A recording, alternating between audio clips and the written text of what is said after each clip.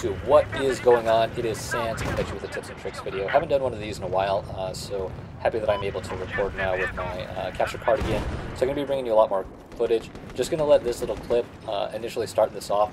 It's going to kind of show you some of the things that we're going to talk about a little bit in this video, and I may expand on in an additional series. So I hope you guys enjoyed this first little introduction, and I'll be back.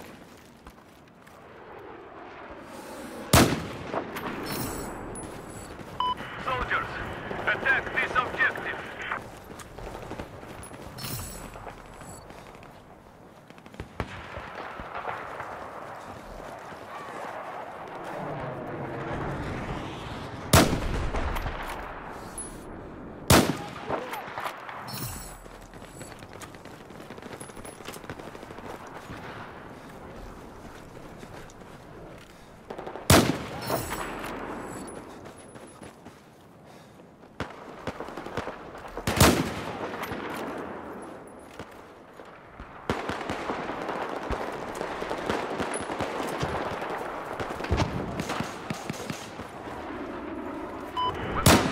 Objective Bravo.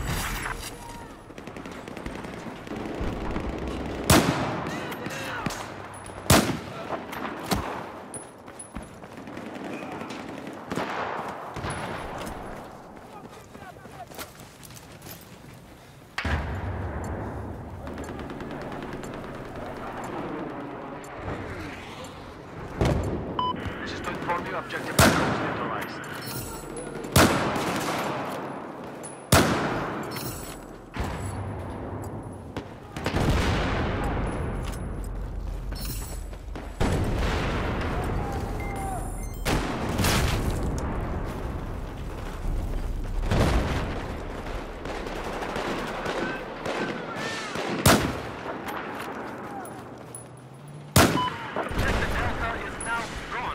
Alright guys, so here we're going to talk about the setup real quick, for what I prefer at least for the type of sniping that I do. So I consider it active sniping, I guess, and let's go in here to our class. So if we go into my recon, then you're going to see that I use the Scout Elite, and the reason for that is pretty apparent if you just click on this and then you look at the stats. So if we look at all the different sniper rifles, you can see that of course I have the Scout Elite equipped, and then off to the right then we're showing the different bars. So this one has more damage but less hip fire and a larger range.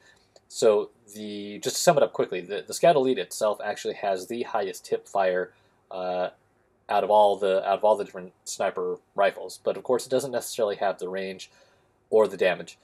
But when you're doing a lot more aggressive type sniping, so you're not really sitting in the back but you're really kind of going forward, you really don't care about range so much, and you really don't care too much about damage. So I kind of sacrifice everything else just to roll with that rifle. Now, what other rifles do I like? I like the M40A5.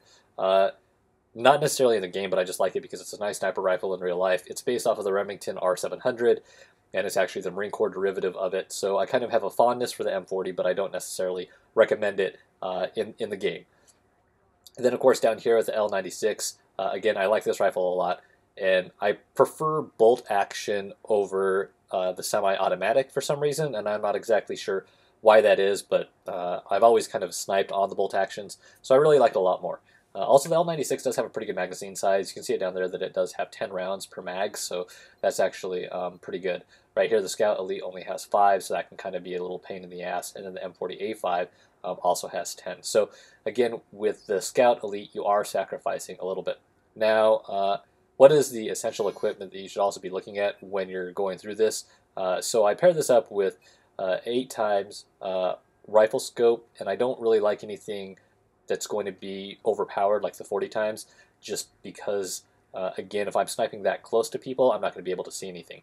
I have the variable zoom, but I don't actually use it. I don't think that it's really that great.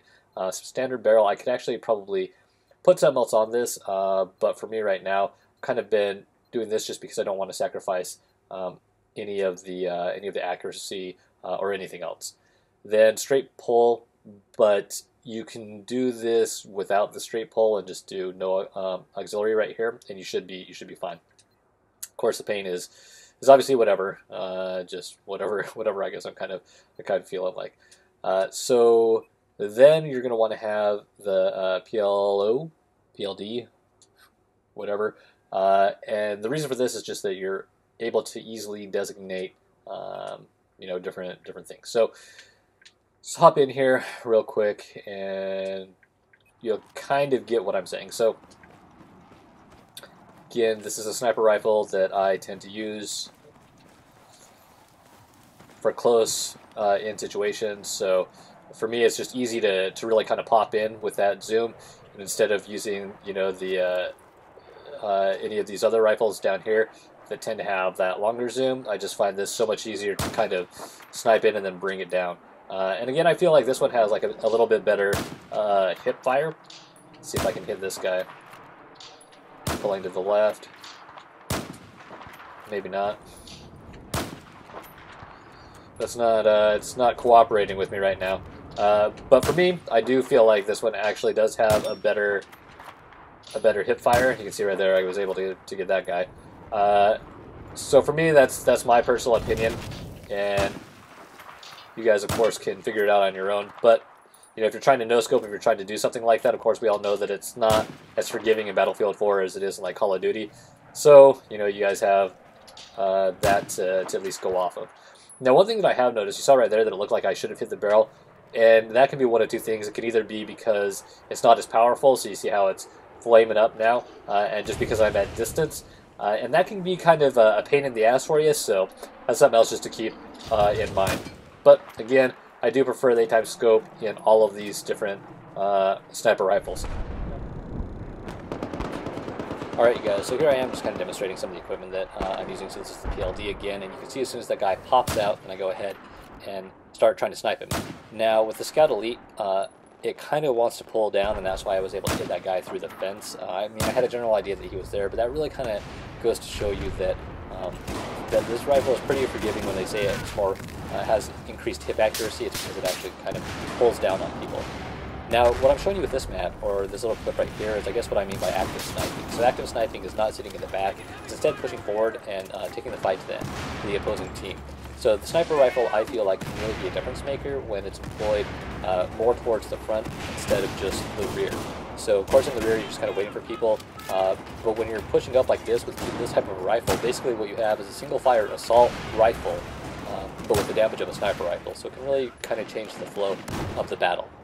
Now, this clip right here kind of shows the issue that I was mentioning before, one of the weaknesses or the cons with this rifle, and that is the range. So when you're shooting targets at distance, like this guy right here, you're going to get the impact on him, and then it's not going to kill him. So it can be a little bit frustrating at times, but just be patient with it, and you'll start to realize that maybe if you're out in the desert farther on, you might want to pick up a different rifle.